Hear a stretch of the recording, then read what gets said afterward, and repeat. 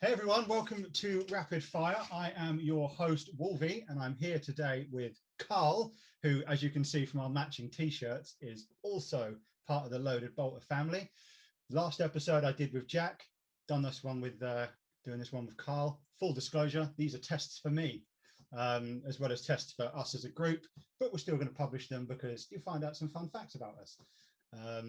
So as we will with every show, we're going to start off with the rapid fire questions, which is the whole idea is to answer 15 questions about your hobby life as quickly as you can. So the only other person that's gone so far is Jack, and he took a whole 3 minutes and 27 seconds. He loves a bit of a chat. And then after we've done with the rapid fire, we're just going to delve a bit deeper into your hobby life. So if you're happy with that, we will jump straight into the questions. So go for it. Obviously, as quickly as you can, and then we'll delve in. And your time starts now. How many years have you been in the hobby? About 30, with a very, very long break in the middle of about 25 years. Okay. What game systems do you follow? 40k mainly. Necromancer, that I don't play as much as I'd like to. Bit of Advanced Hero Quest on the side as well, and I'm really interested by the Mordheim, the Warhammer Quest box that's going to be coming out soon. Okay. Reel off your current armies. Space Wolves, Orks, Dark Eldar. Easy. What was your first miniature? It was the metal box of Terminators that came in like polystyrene. They were the old lead figures. And I got them. I was living in the Midlands, went to GW Birmingham and brought them home on the train, and was sitting there on the train looking at them, not knowing that this would be something I'd jump into, like, knees first. What was your first army?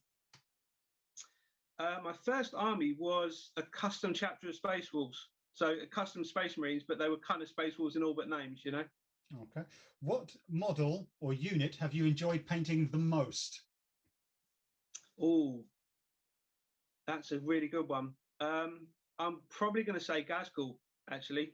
Okay, fairly recent. Yeah. What model or unit have you enjoyed painting the least? Core.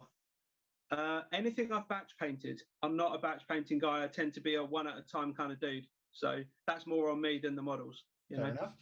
What was the last model you fully completed? It was it was a Stomper, which counts for like 10, right? But then Space Wolves Intercessors. Yeah, I'm kind of alternating between Orcs and Space Wolves, so those two. Cool. How much painting time do you get per week? Probably, you know what it's like, right? You go through phases when some nights you paint for like 4 or 5 hours at a time, other nights not anything. So probably most evenings, yeah. So if I'm in the zone, I'd say probably 2-3 hours a night. What is the current model you're working on? Now that's a good question because it's for your birthday, so I can't tell you. Well, okay, I appreciate that. Well, thank you. Don't know what to say. What's your single favourite thing about the hobby? It's going to sound corny, and everyone says this, but meeting other people who are awesome and aren't axe murderers. That's fair. What's your least favourite thing? The stigma. Still, even though it's not as much as it was, there's still the bad smell, right? That's absolutely fair. Who or what got you into the hobby? Arnold Schwarzenegger, I think, randomly. Well, kind of sci-fi movies, right? And okay. Sort of, well, like we will be delving into that. What keeps you in the hobby? Not personally, he didn't get me into it. Sorry, what was that? What keeps you in the hobby? Keeps me in the hobby. It's really, really great escapism, and the creative side of it I really like. So the painting and the kind of story building. Cool. And final question: what is your hobby target for 2021? Play some in games. Are we allowed to swear on this? I mean, yes. Okay. Play some flipping games. Yeah. Fair enough. Right. That is the end of the 15 questions. Did I beat Jack? Do you think you beat Jack? Yes. I can tell you that Jack did it in 3 minutes and 27. You, 3 minutes 42. Oh, you're kidding me, really? Jesus. You might have to rename this. It's one of those things where when I was planning this out, I was thinking to myself, oh, they'll be able to rail these off in 60 seconds. So far, no, because people just not so much. Instead of just going 30 years, it's like putting it out there, people just kind of want to go, they want to get it off their chest, like everything they're talking about. The first thing I want to go back to is Arnold Schwarzenegger getting you into the hobby. Yeah. Well, yeah, I mean, I've always been into like sci-fi and stuff and films and things like that. And I've sort of his, like the early stuff, when he did sort of first Terminator and even things like Conan and whatever else. Yeah. And it's just, I've always had this, I mean, but I'm old, dude, so I'm going back like sort of sci-fi fantasy stuff when we were talking like Krull and stuff like that, and real old school, and books as well. I read a lot of sci-fi books and stuff, and it's always been that story building side of it and kind of the narrative thing. So that natural progression, isn't it? I suppose when you see that sort of thing. And I mean, luckily, like one of the first questions I put on my card here is about expanding on how you got into the hobby, because even though we've known each other for a while now, it's not something I knew, but now I do. Arnold Schwarzenegger and sci-fi films. Basically. Like I say, mine was obviously like my stepdad. I got into Star Wars. There was no Star Wars miniatures game. It was just one of those weird little progressions. So sci-fi stuff. It just gets you. So we've played like Hero Quest during lockdown on the on obviously on Zoom. Like, and your version is old. Like it's it's have you had that for ages? Like what? Well, I had the original box, and then just it got lost to the mists of time and house moves and whatever else. And I did have this big ass gap in the middle when I didn't do any kind of hobbying at all. And actually, I picked that one up on eBay. That was like a vintage kind of thing because I wanted that original box and the original everything. And taking the lid off that and seeing all that stuff was just stepping back in time to like 16-year-old me on my bedroom floor with graph paper, just drawing all the dungeons out and doing all everything. It was amazing. And obviously, I'm guessing like at the time you got that, you didn't necessarily even know if anyone was going to play, like whether you were ever really going to use it. Like I've just gone back and bought 2 Batman games. One of them is as old as me, from 1989, like a board game, and obviously another one's from the 90s. 2 games that I remember like having and playing when I was younger. I don't know if anyone's ever going to play with me, but just getting the boxes and opening them, it was like this is straight back into childhood. It's a window back to your younger self, It's the power of nostalgia is. I mean, well, this whole industry is built on it, right? So it takes you back to a time when you didn't have to pay taxes. Oh, mate, no, happier times, absolutely. But I didn't know if it would be something that I'd be into, or like you say, kind of a couple of mates would play. But it's one of those things that I think, like you said before, once it gets you, once you get the bug for it, it's always there. And it's amazing how many people you talk to when they have a big break in the middle for uni, beer, women, jobs, being a grown up. You're not supposed to play with toys anymore, all that. And then we all reach that point where we're like, I really fancy painting a model or playing a game or rolling some dice or whatever. Yeah, I found like that it was when I became content again with life. I think I went off, the alcohol and all that sort of stuff and the party lifestyle, and then I settled down for a bit, and then all of a sudden, like coming out of that relation, I don't know, just something came in. Somebody just went, go to Games Workshop. Just in my head one day, I had a day off, and they just went, go to Games Workshop. And I walked in there, and I had no idea what I was going to buy. And I walked out with some Blood Angels, but I've never done it. I think very well then, did it? Well, no, I never gained an army, but I did go on to Space Wolves, which, much like you, that was your one of your big loves. You've got a big, massive kind of Space Wolves army. Why the Space Wolves? What happened to cause that love affair? Dude, Vikings in space, man. I've always liked the kind of the hero hammer side of it. I've always been interested in the kind of building a saga and having this kind of warrior you know, spirit, all the rest of it, and always liked Vikings, always liked history.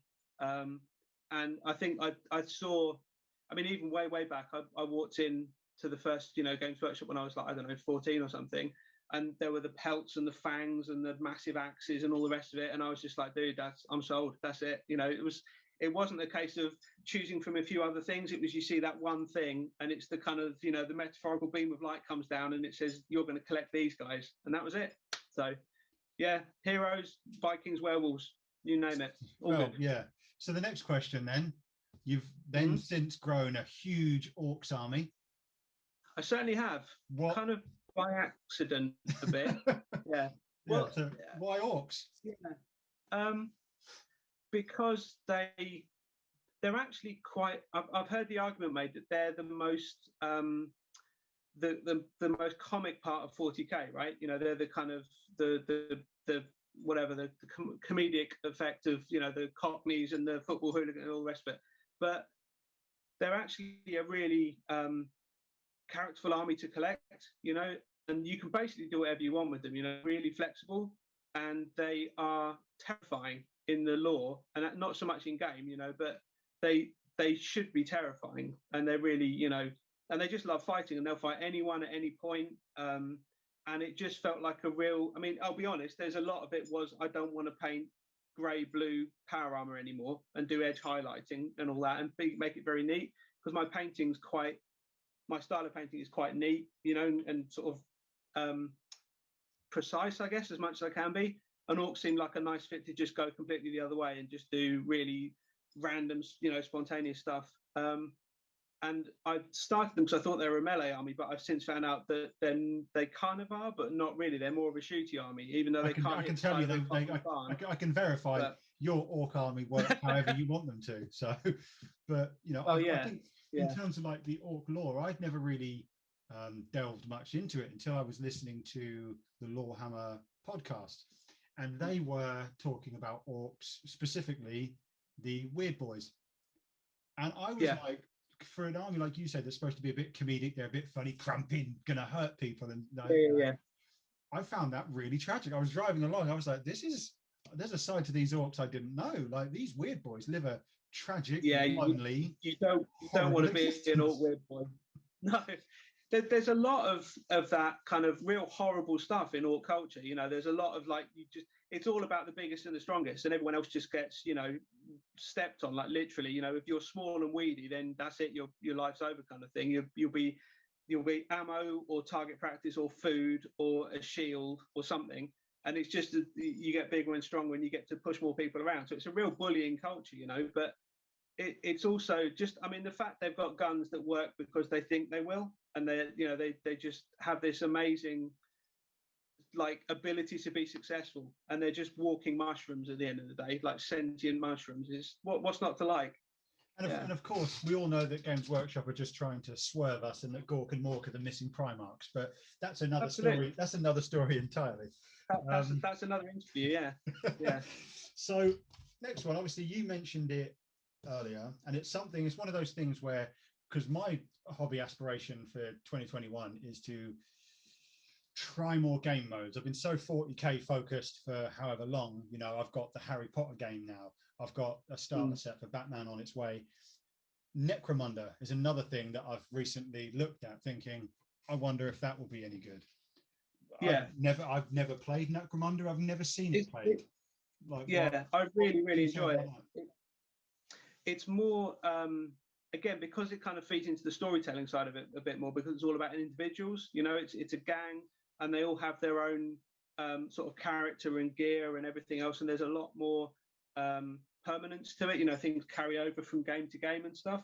So it's a lot more about how the gang develops, and it's more about individuals than it is about, obviously 40k is very much squad based, you know, and a lot of the mechanics are quite similar, but there's a lot more unexpected stuff that can happen. And Necromancer is a game that I played again in its first iteration, you know, a long time ago, and picked up the more recent one, and it's been streamlined a lot of it. You know, it's not quite as out there as it used to be, but there's a lot of potential there. So I think that's something I'd love to jump back into, you know, and sort of give a proper go. Yeah, I've seen like the gangs get their release, and I just see the models, and I think, do you know what? They look cool as hell. I got no idea. Like, I've never played Necromancer. It's not going to. I'll probably be able to learn the rules and everything like that. But it was just like, that's one of those things where I'm thinking, at some point, if I can try and test a game, which I'm sure will be easy enough to do between you and some of the others that you know are part of our regular play group, that be able to have a tester game, and I dare say I'll have a gang within a couple of weeks after that, probably fully painted. That's how I roll. Yeah, love to. I'd love to play more. I mean, I've played a few games with Lucy. She's got a gang that like regularly kicks my ass and like blinds my fighters. And one guy's pulled now and he fell off a walkway, and someone else got shot in the back. And it, you know, it's good fun. You've got to let the ladies win. Like, obviously, since having the Harry Potter game, I've only played one game because lockdown. Played it against Carla, and she absolutely destroyed me. It's not about letting them win. She doesn't even like the game. No, I just get my ass kicked. Yeah, in a big way. But no, it's good. Yeah, it definitely to be up for some Necromancer action. Yeah, for sure. Cool. So going back to what you said about the stigma of Warhammer, I know I'm the same. Yeah. I work in a very macho environment, and obviously someone goes, "What are you? What are you into? What do you do outside of here?" Oh, I like tabletop gaming. What, like Warhammer and stuff? Yeah. And you kind of, I don't know. There's like an automatic embarrassment that comes with it. Exactly. Yeah. Why? Yeah. I mean, it's historical, right? I think it's always one of those things where, like, computer gaming has always had that. Well, not always actually, but that's got a bit of a cooler vibe about it, right? You know, there's a lot of streamers out there doing it, and then whatever else. I mean, we can't get away from the elephant in the room. There are certain people who are attracted to tabletop wargaming because maybe it's something where they feel they can control a lot of the situations that happen, and it's that win at all cost guy, right? That guy. Yeah. There is an element of that, and we always run into those people, and it's a minority, but it's always there. And I think it's because it's historical wargaming. A lot of this is based on as well, and there's that kind of like, well, that's just for old men and and kids, and we're in that kind of middle. Well, I'm a bit old, but we're in that middle area, But actually, it's become a lot more mainstream. If you look at Instagram or something like that, and you find that painting community, there's some of the stuff people are doing is actual works of art, man. It's amazing. Yeah, without a doubt, there's like a lot like in terms of painting specifically. Some people just paint and never play. Obviously different people are into it for different reasons. But yeah, like you said, there is a lot of things that are basically art out there. But obviously, as two people who watch a lot of battle reports and stuff like that, nothing beats a good in-game kind of situation. Like, not at all, man. But I mean, there's been times when we've played and we've had taken some photos and stuff, and you just look at like a really nice table with nicely painted models on it, and you get the perspective shots, and you know the stories because you played the game, and you know what happens, and it's really immersive. It's fantastic. Yeah. So on that, what would you say, if you can find one or narrow one, there might be more than one, would be like your favorite in-game moment? Like something that happened in a game that you just went, yes, that is why I play this game. That was awesome. See, off the top of my head, I can think of two, and they're both against you. And I'm not just saying that because you're doing this. What I really found, because obviously in the last episode I had Jack, and his in-game moment came against me. So I seem to be like this person who seems to be able to breed these moments. I'm taking that as a compliment. Yeah, no, absolutely. Yeah. I mean, there was, I don't know if you remember this one actually, because it affected me a lot more than you, I think. But we were playing a game of Orks versus Nurgle, and my weird boy cast a smite and rolled 6 6s in a row against, I think it was some Death Shroud Terminators.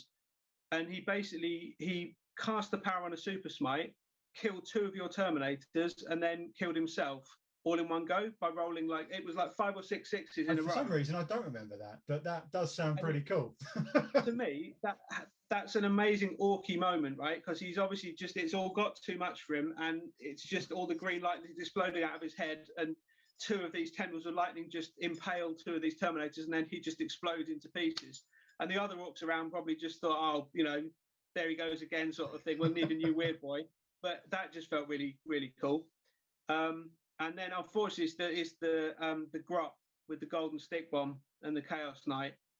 Just because I can't not talk about that, man. That was one of the funniest things I think I've seen in a game. It's probably the most unexpected thing ever when you charge a grot into my Renegade Knight, and I'm thinking, well, why? He's just going to get stomped on, and then he takes a wound off. Now that doesn't seem like necessarily much, but for what the model he is, where he basically had to roll a 6 to hit and a 6 to wound. Yes, and he did it. And then there's a theme though in your 2 in-game moments where you roll a lot of 6s.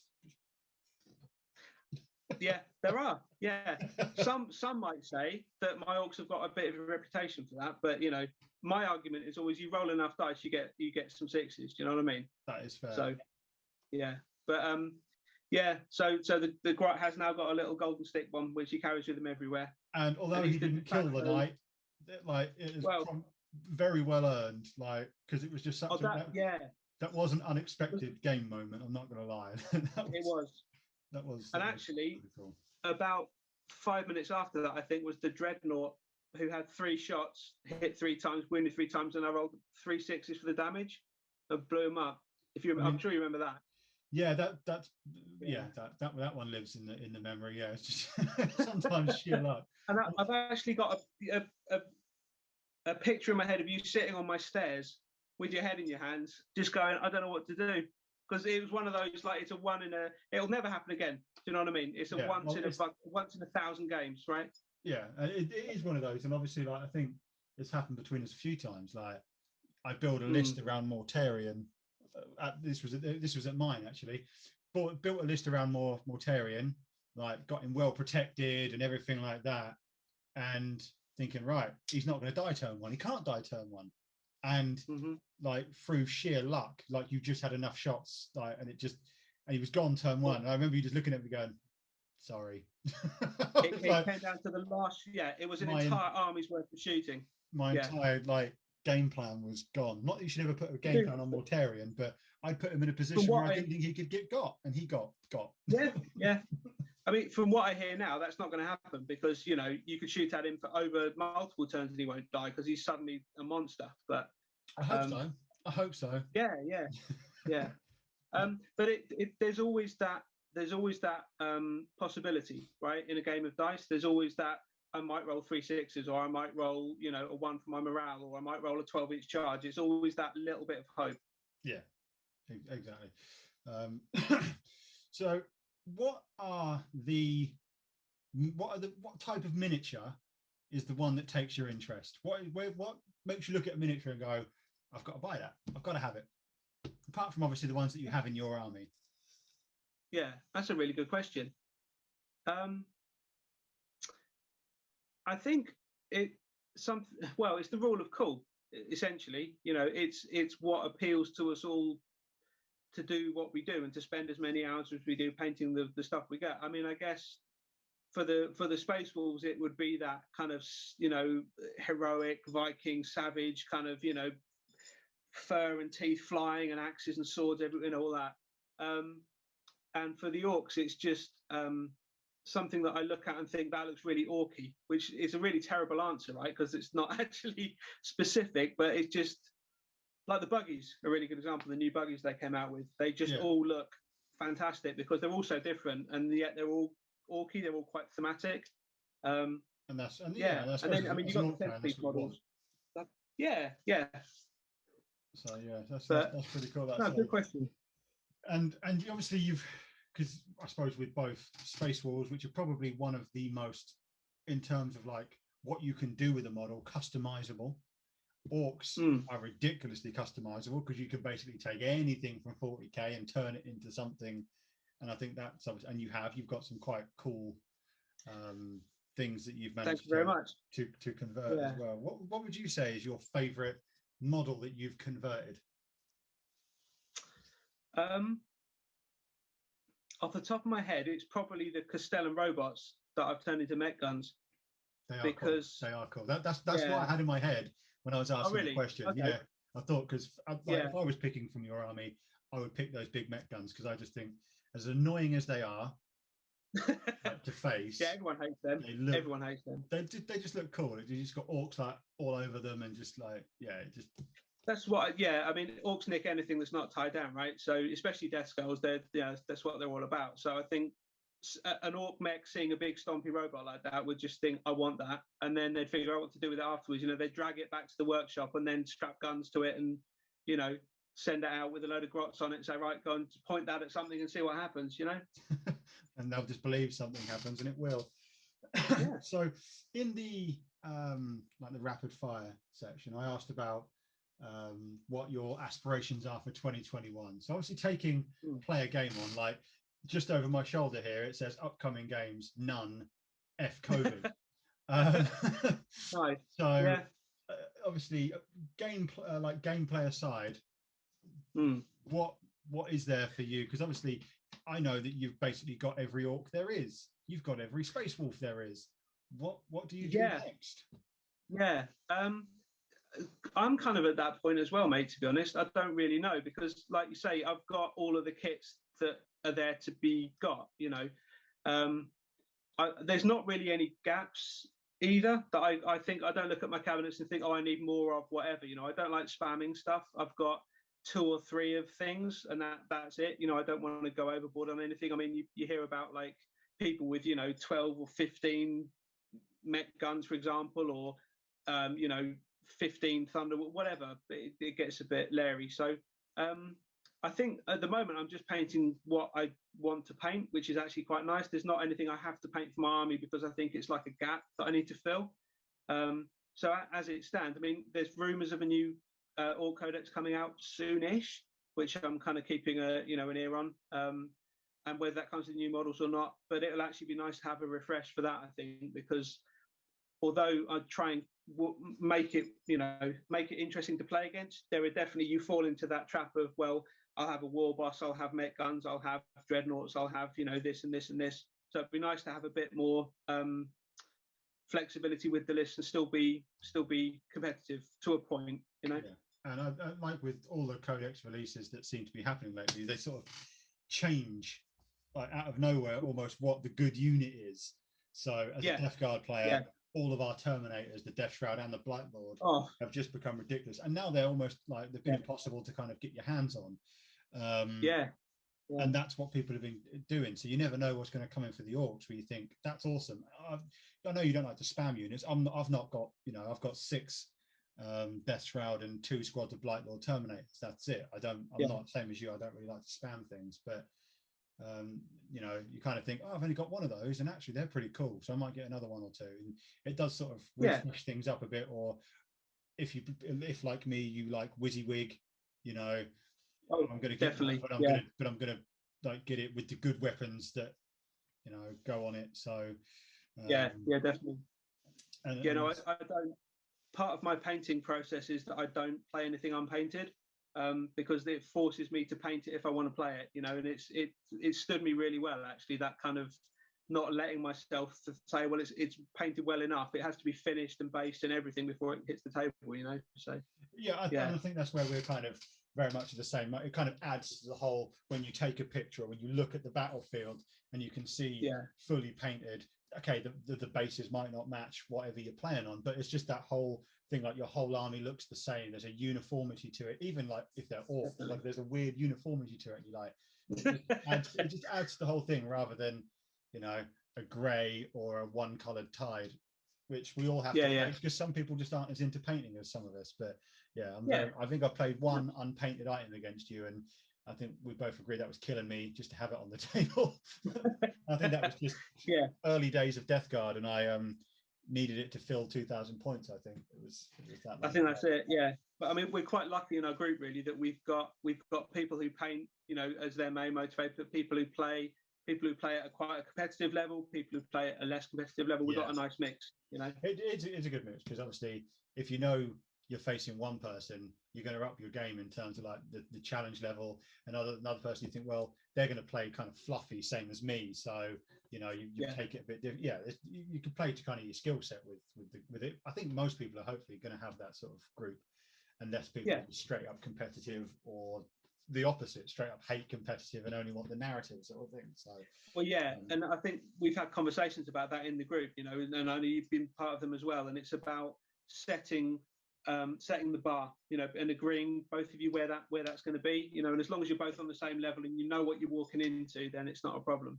Yeah, you know, I'm a big advocate of not doing blind lists, you know, kind of going, oh, do you know what, like fresh off the lockdown, first thing I'm going to want to do is to put more Mortarion and some Terminators on the board.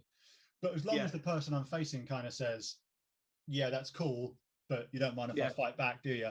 Like, then you can go, crack on. Like, because you know I'm bringing some like BS, so you can bring some tank busters, right? Like, oh, dude, tank busters and a stomper all day, every day. Yeah, well, some big things. I mean, even though stuff that can do the stomper's 900 points, which just makes my brain explode. But that's something I'm hoping for the new codex as well, is they sort that out, because it's just ridiculous. Anyway, yeah, but there's going to be a lot of new painted model syndrome around. That's going to be interesting to see how that all plays out. Yeah, like I said, well, I'm coming out with two new armies, so a whole new Eldar and a whole new. Neither of them are in a great spot. So, but then I've also probably got like, I think a lot of people are sort of saying Dark Angels might be above Death Guard, but they're certainly top tier anyways. Just so I've got that, but then I've just got two other armies to sort of learn. Well, you've got new books coming out for those guys as well, haven't you, at some point? So you've got some light at the end of the tunnel, you know? Yeah, well, like I say, I'll have one eye on the Dark Eldar one, just because whilst it's not going to be exactly the same, you kind of get a feel for the sorts of things they're doing with the Eldar race. So you would imagine that if they've written all the rules for what the other one, probably shouldn't be too far away. Unless they're planning some kind of big plastic redesign, and I managed to say that with a straight face. So, yeah, there's optimistic, and then there's that. Points for me. So, final question then of this obviously you took 25 years or so out of the hobby. I did. What are your hobbies outside of this hobby? Well, they've obviously been affected by, you know, COVID and all the rest of it. I like training. I haven't been able to get to a gym for a long time, so we've got some big elastic bands and some dumbbells and some bits and bobs. I like gaming, like other gaming, like computer games and stuff as well. Go for that. Listen to music, read, you know, watch movies, kind of usual stuff. This is my weird hobby. You know, I've got all the usual hobbies, and then this is my slightly left field one, I would say.